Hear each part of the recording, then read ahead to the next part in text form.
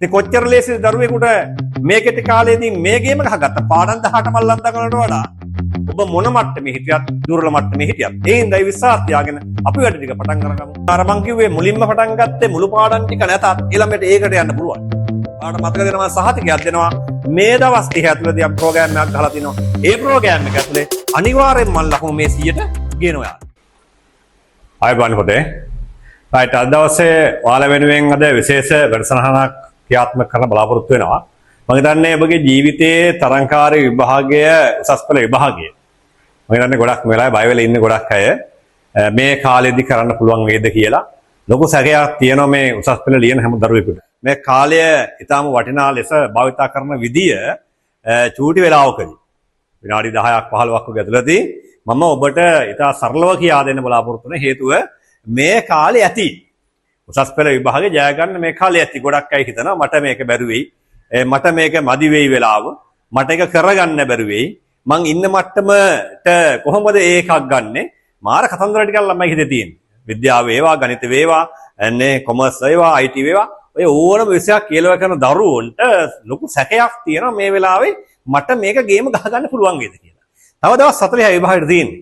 ඉතින් පුංචි පුතාලා මේක බලන්න මේක මුලින් නම් අග දක්වා බලන්න මම ඔයාලට ඊටාම කෙටි විස්තර ටිකක් කෙටි ක්‍රම ටිකක් සහ මේ කාලේ කොහොමද මේක කළමනාකරණය කරගන්නේ කියලා මම මූලික වශයෙන් පොඩි හඳුන්වීමක් කරලා දෙනවා.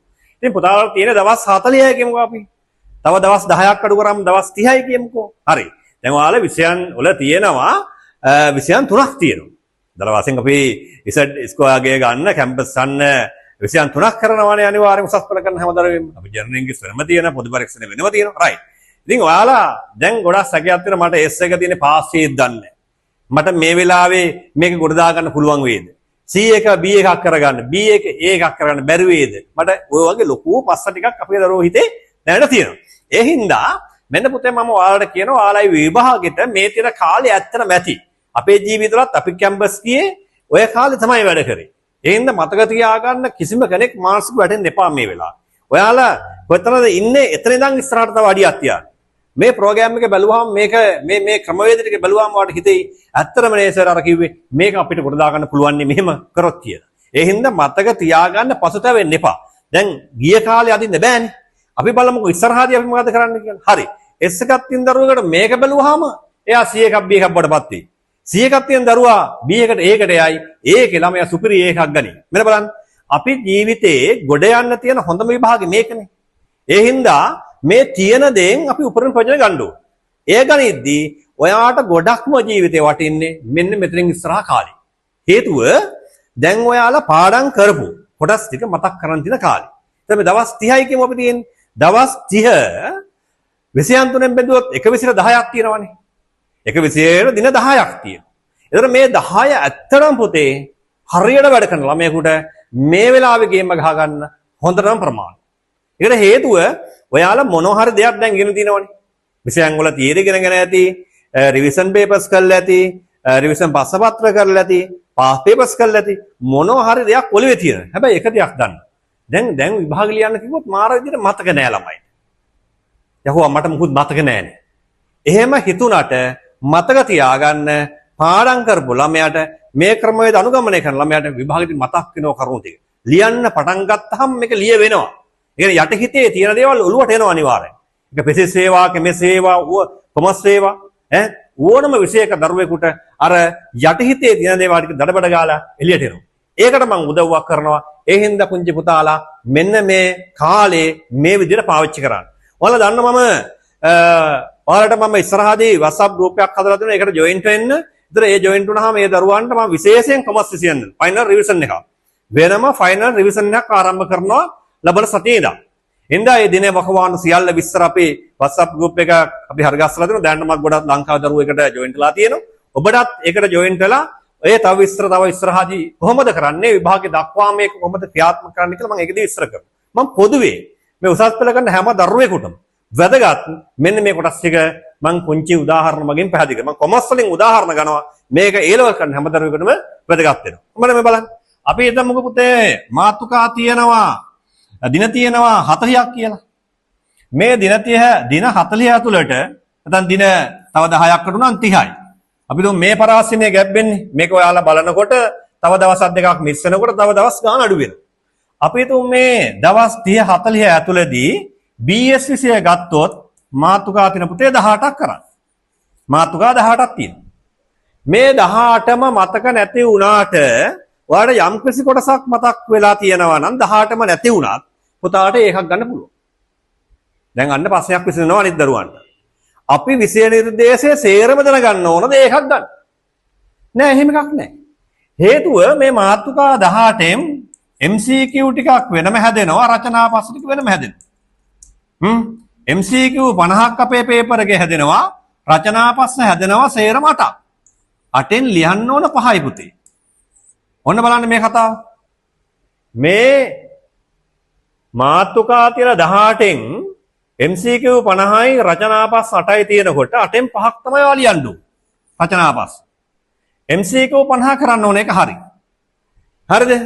දැන් මම කියන රහස තමයි මේ රචනා ප්‍රශ්න ටිකට එන්නේ ගොඩක් වෙලාවට මේ මාතෘකා 18න් බේසික් නොලෙජ් එක. මුල්ම ටිකනේ. ගොඩක් වෙලාවට ගැඹුරු ගණන් වලට යනවට වඩා මේ උඩින් කොටස් ටික තමයි එන්නේ. ඒතර ඒ ටික ආවරණය වෙලා තියෙනවනේ ඔයාලට මොන හරි දෙයක් මතකයි. තීරිය අර ඉස්සල්ලා කරලා දිනනවා, පාසලේ කරලා දිනනවා, පන්තියේ කරලා දිනනවා. ඒව ටික මේ දවස් 40 ඇතුළත චුට්ට බලාගත්තාම මෙන්න මේ ටික ගොඩක් අයගේ ප්‍රශ්න විසඳනවා ඕකේ වෙනවා. හරිද? ගොඩක් අය ඇනගන්නේ රචනා පේපර්ස් වල ඉන්නේ. නෑ ඕනම විෂයක පුතේ රචනා ප්‍රශ්න තෝරගන්න පුළුවන්. හරි පුතේ. දැන් ඔයාලට මම මෙතෙන්දී කිව්වා BS වල පුතේ මාතෘකා 18ක් තියෙනවා කියලා. right. මේ බලන්න මේක අනිත් විෂයන් වලටත් ඇප්ලයි කරන ඒල කරන දරුවෝ. දැන් මාතෘකා 18න් මේ මාතෘකා 18න්ම හැදෙන්නේ රචනා ප්‍රශ්න 8යිනේ. ඒ 8න් 5යිනේ ලියන්න ඕන. තෝරාගත්ත 5ක් ලියන්න ඕන. මෙන්න බලන්න පුංචි උදාහරණයක් කියන මම මේ 8න් 5ක් ලියද්දී මේකේ පළවෙනි ප්‍රශ්න හැදෙන්නේ පළවෙනි පාඩමයි දෙවෙනි පාඩමයි දෙකේ. අන්න බලන්න මාර වැඩ වෙන්නේ මේ. පාඩම් 18න් පාඩම් දෙකක් අල්ලගත්ත ගමන් මේ පළවෙනි පාඩමේ පළවෙනි ප්‍රශ්නේ ලකුණු 20ක් ඉවරයිනේ. අර ඔයාලා කියවනේ කාලෙ මදි දින 30 මදි කියලා. මේ පොයින්ට් එක ඔලුවට ගන්නකො. එතකොට මේ 8න් 5ක් ලියද්දී ඔයාලා ආ කියලා කොටසක් තියෙනවා. ඒකේ ප්‍රශ්න 4න් ඔයාලා දෙකක් තෝරගන්න. ආ යන්නේ කියලා ප්‍රශ්න 4ක් තියෙනවා. මේකෙන් දෙකක් තෝරගන්න. මෙන්න අපි තුමු මෙන්න මේ කොටසෙන් පළවෙනි ප්‍රශ්නේ හැදෙන්නේ පළවෙනි පාඩම් සහ දෙවෙනි පාඩම් දෙකෙන් නම් මේ ලකුණු 20 හදා ගන්න පුළුවන් මේ 18න් මාතෘකා දෙකක් බැලුවා. ඒතර මේ මාසේ පාඩම් කරලා දෙකක් කරලා ගන්න බැරිද? ලේසියිනේ. ඔයාලා මේ අවුරුද්දක් තිස්සේ පාඩම් කරපු ඒවයින් විශේෂයෙන්ම මේ ප්‍රශ්න මේ පාඩම් දෙක අල්ලගත්ත ගමන් ඔයාලා මොකද්ද කරන්නේ? මේ ලකුණු 20 ගන්නවා. බලන්න අනිත් එක දෙවෙනි ප්‍රශ්නේ හැදෙන්නේ දෙවෙනි ප්‍රශ්නේ හැදෙනවා ඔයාලගෙන් දෙවෙනි ප්‍රශ්නේ හැදෙනවා තුන්වෙනි පාඩමයි හතරවෙනි පාඩමයි එකතු වෙනවා. මෙතන පුතේ ලකුණු 20ක්. දැන් මෙතනම ලකුණු 40ක් අරගෙනනේ. ඔයා ආ කොටසෙන් ලියන්න ඕන ප්‍රශ්න 4න් ප්‍රශ්න දෙකක් තෝරගන්න ඕන අනිවාර්යෙන්. ඒ ප්‍රශ්න දෙකම ඉවරයිනේ. මේ පාඩම් 18න් පාඩම් 4ක් ආවරණය කරගත්ත ගමන්. ඉතින් ඔයාලට මේ දවස් 30ේදී පාඩම් කරපු ටිකෙන් මේ පාඩම් 4 අල්ලගත්තාම මේ ලකුණු 40 ගොඩනේ. ඉතින් අර මං කිව්වේ මුලින්ම පටන් ගත්තේ මුළු පාඩම් ටික නැතත් ඊළඟට ඒකට යන්න පුළුවන්. ඉතින් මේක අපි කරමුකෝ. අපි මේකෙදී මේ මාසේ රිවිෂන් එක කරලා, ඒ කියන්නේ සම්පූර්ණ ෆයිනල් රිවිෂන් එකේදී සියල්ල මතක් කරමින් ප්‍රශ්න පත්‍ර ටිකක් අපි කරාම, ඒ කියන්නේ මුළු විෂය නිර්දේශම ආවරණය වෙන පරිදි ෆයිනල් රිවිෂන් එකක් විදියට සියල්ල මතක ආවර්ජනයක් කරනවා. එතකොට මේ ලකුණු මේ 40 ගන්න පුළුවන් නේ ඔයාලට. දෙවෙනි කොටසේ ඔය සිද්ධියම යනවනේ. දෙවෙනි කොටසේ පුතේ නැවත පස්ස 1 සහ 2 කියලා දෙකක් කරන්න ඕන. ඒ දෙක හැදෙන්නේ මේ මාතෘකා 8න් පාඩම් මේ මාතෘකා 18න් පාඩම් 4. එතකොට එතන පස්ස 4ක් වෙන්නේ රචනා පස්ස. එතකොට මෙතන පාඩම් 4යි මෙතන පාඩම් 4යි පාඩම් සේරම කීයද? 8කින් වැඩේ ඉවරයි. 8කින් පස්ස 4ක් ඉවරයි. ඔයාලා තව දෙකක් අල්ලගත්ත ගමන් මේ කැමැති ගොඩකින් තව ප්‍රශ්නයක් හදනවා. එතකොට ඒ ප්‍රශ්නේ හැදුවාම එකක් හැදුවාම මුළු ප්‍රශ්න සංඛ්‍යාව 5කින් ඉවරයි. එහෙනම් මෙන්න ඔයාලට මම පැහැදිලි කිරීමක් කරොත් එහෙම මේ සිද්ධිය නැවත ඔයාලට කොහොමද මේක කරන්න කියලා මේ විදිහට මේ බලන්න. මේ මාතෘකා 18න් අඩුම තරමේ යම් ළමයෙක් මේ මාසෙදී පාඩම් 10ක් නැවත මතක් කරගත්තොත් පස්ස පහක් ලියනවා 20 ඒවා. ලකුණු 100 යන්නේ. අර රචනා පස්ස කොටස ඉවරයි. ඉතින් කොච්චර ලේසිද දරුවෙකුට මේ කෙටි කාලේදී මේ ගේම ගහගත්ත පාඩම් 18 මල්ලන් දකනට වඩා මේකෙන් අඩුම තරමේ ඒතර B තියෙන දරුවා ඒකට යනවානේ. S තියෙන ළමයා C B වලට යනවානේ. මේ ටිකම අපි කරත් ඇති. මේ ටික කරනවා. ඔයාලට මතක දෙනවා සහතිකයක් දෙනවා. මේ දවස් 30 ඇතුළතදී අපි ප්‍රෝග්‍රෑම් එකක් ගහලා තිනවා. ඒ ප්‍රෝග්‍රෑම් එක ඇතුලේ අනිවාර්යෙන්ම මම ලකුණු මේ 100ට ගේනවා ඔයාලා. ඒ නිසා WhatsApp group එකට ඔයාලා join වෙන්න මම වැඩි විස්තර ටික එක දානවා. පන්ති පැවැත්ම දින ටික දානවා. අපි පුළුවන් තරම් විභාග ආසන්න සතිය වෙනකම් මේ වැඩේ කරමු. කළා මේක සේරම මතක් කරලා දීලා BS 100ට දාලා ලකුණු 100 කට දානවා. ඒකට දාන්නේ මම ජාතික වශයෙන් ලකුණු 100න් 98ක් ලබා දෙච්ච ගුරුවරයෙක් විදියට. නිකන් නෙමෙයි මේ කතා කරන්නේ. ඒක මම කිය අවසාන මොහොත දක්වා බලන්න කියලා. අපි ළමයිව ගොඩනැගි මේ විදියට. ලකුණු 100න් 98ක් රෙකෝඩ් එකක් ලංකාවේ. එතෙන්ට ළමයාව ගෙනාවේ ඔය ප්‍රෝග්‍රෑම් හරහා. ඉතින් අතීතයේ වාඩි වෙච්ච හැම දරුවෙකුටම ඒ අරන් දුන්නේ ලකුණු 100 අරන් දුන්නේ මේ ක්‍රම හරහා. ඉතින් එහෙනම් ඔයාලට පුළුවන් මම ආරාධනා කරන මෙතනින් ඉස්සරහට දිවයිනේ ඉන්න ඕනම දරුවෙක් ඕනම දෙනු මට්ටමක ආවත් ඔයාලා එන්න මේ වැඩ කොටසත් එක්ක ජොයින් වෙන්න. මෙදා ඉඳන් අපි ඉස්සරහට වැඩ කළා කෙටි ක්‍රම අලුත් ක්‍රම මතක ශක්තිය ගෙන දෙන ක්‍රම සහ පාඩම් කරන ලේසි ක්‍රම කරලා පන්ති ඇතුළේදී මේ දවස් 30දී අපි අවසන් කරනවා ඔබ වෙනුවෙන් මේ පාඨමාලාවේ වැඩ කොටස් ටික. ඒක හින්දා මතක තියාගන්න.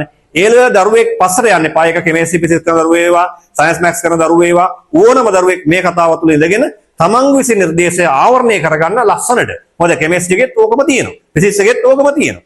ඉතින් මේක ඕනම දරුවෙකුට වළංගුයි. මම විශේෂයෙන් ලංකාවේ BS විෂය ගොඩනගන ලකුණු 100න් 100 වුණ ගන්න ඔබ මොන මට්ටමේ හිටියත් දුර්වල මට්ටමේ හිටියත් ඒ හින්දායි විශ්වාස තියාගෙන අපි වැඩ ටික පටන් අරගමු. මම ඔයාලට ආරාධනා කරනවා ගෲප් එකට සම්බන්ධ වෙන්න. ඔයාලට ඒ පිළිබඳ විස්තර වැඩියෙන් දාලා අපි වැඩ ටික පටන් කරමු. එහෙනම් මේ පණිවිඩේ අනිත් දරුවන්ටත් යවන්න. එහෙනම් ඔබට සුබ දවසක් වේවා. අද අපි මෙතනින් අවසන් කරමු මේ වසර.